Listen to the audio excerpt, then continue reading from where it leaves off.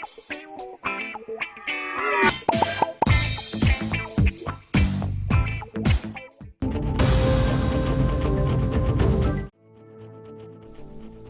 پرکاش راج چہارشنبہ 30 جولائی کو بعض plate forms کے ذریعے غیر قانونی آن لائن سٹے بازی سے منسلک منی لانڈرنگ کیس میں پوچھ تاچھ کے لیے ای ڈی حکام کے سامنے پیش ہوئے۔ پرکاش راج کے علاوہ ای ڈی نے اداکار رانا دگوبتی، وجے دیورکنڈا اور لکشمی منچو کو بھی اس معاملے میں پوچھ تاچھ کے لیے طلب کیا تھا۔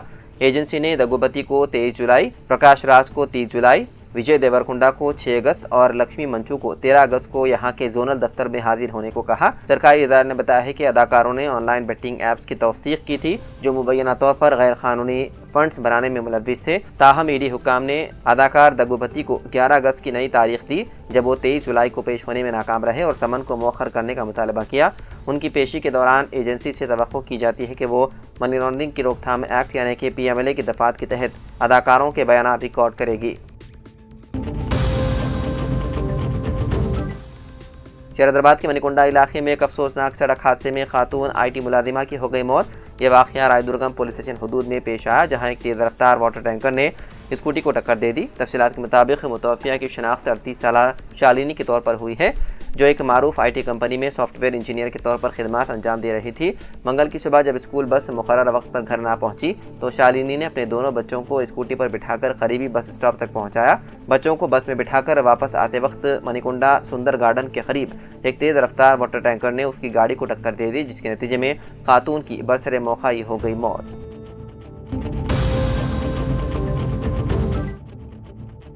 ریاست تلنگانہ کے عادل آباد کے ریمس اسپتال میں میڈیکل کے ایک طالب علم نے خودکشی کر لی۔ راجستھان سے تعلق رکھنے والے ساحل چودھری جس کی عمر 19 سال بتائی گئی ہے، MBBS دوسرے سال کی تعلیم حاصل کر رہا تھا۔ اسے آج صبح اس کے ساتھی طلبہ نے اپنے ہاسٹل کے کمرے میں پنکھے سے لٹکا ہوا پایا۔ پولیس نے اس سلسلے میں مقدمہ درج کرتے ہوئے مختلف زاویوں سے تحقیقات کی جا رہی ہے۔ ساحل کی خودکشی کی وجوہات کا ابھی تک پتہ نہیں چل سکا۔ روس کے مشرقی ساحلی علاقے کامچٹکا میں منگل کی صبح 8.7 شدت کا زلزلہ آیا جس کے بعد بحر الکاہل کے کئی ممالک میں سونامی وارننگ جاری کر دی گئی۔ امریکی جیولوجیکل سروے کے مطابق زلزلے کا مرکز زمین کی سطح سے 19 کلومیٹر گہرائی میں تھا جو گزشتہ دہائیوں کا سب سے طاقتور زلزلہ قرار دیا گیا ہے۔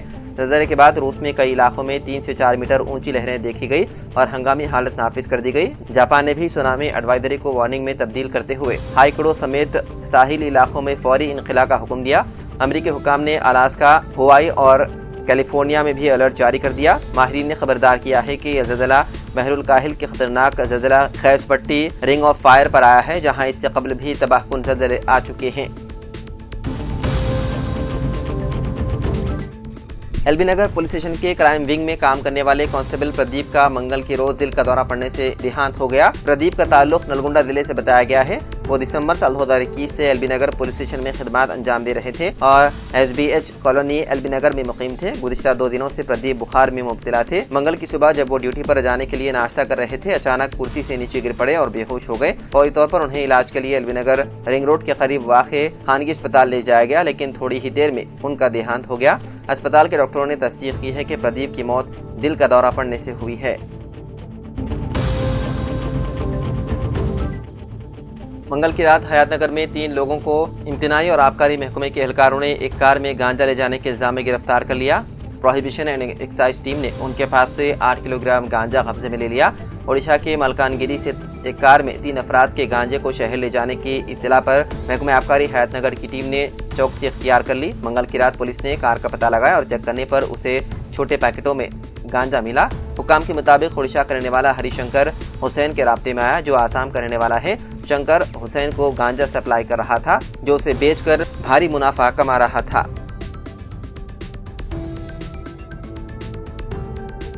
تلنگانہ حکومت کی نئی اسکیم اندرما کینٹین کا شہر حیدرآباد میں یوم آزادی یعنی کہ 15 اگست کے موقع پر آغاز کیا جائے گا۔ مجلس بلدیہ عظیم تر حیدرآباد کی جانب سے شروع کی جانے والی صبح ناشتے کی اسکیم کو شہر حیدرآباد کے مختلف علاقوں میں 15 اگست سے شروع کرنے کی منصوبہ بندی کی گئی ہے اور اس پر عمل آوری کے لیے عہدیداروں کو اقدامات تیز کرنے کی ہدایت جاری کی جا چکی ہے۔ ذرائع کے مطابق کمشنر بلدیہ آر وی کرنن نے اپنے ماتحت عہدیداروں کو اس بات کی ہدایت دی ہے کہ GHMC کی جانب سے شروع کی جانے والی 5 روپے میں ناشتے کی اسکیم پر عملاوری کے لیے فوری طور پر اندرما کینٹین کے قیام کو یقینی بناتے ہوئے اسکیم پر عملاوری میں حائل رکاوٹوں کو دور کرنے کے اقدامات کریں۔ ذرائع کے مطابق منٹ کمپاؤنڈ کے قریب GHMC کی جانب سے اندرما کینٹین کا ماڈل تیار کرتے ہوئے کھانے کے لیے پہنچنے والوں کو فراہم کی جانے والی سہولتوں کو پیش کیا جا رہا ہے اور جلد ہی شہر کے جن مقامات پر اس اسکیم کے تحت اندرما کینٹین کا آغاز کیا جائے گا ان مقامات پر بھی ماڈل کینٹین کی طرز پر کینٹین قائم کیے جائیں گے۔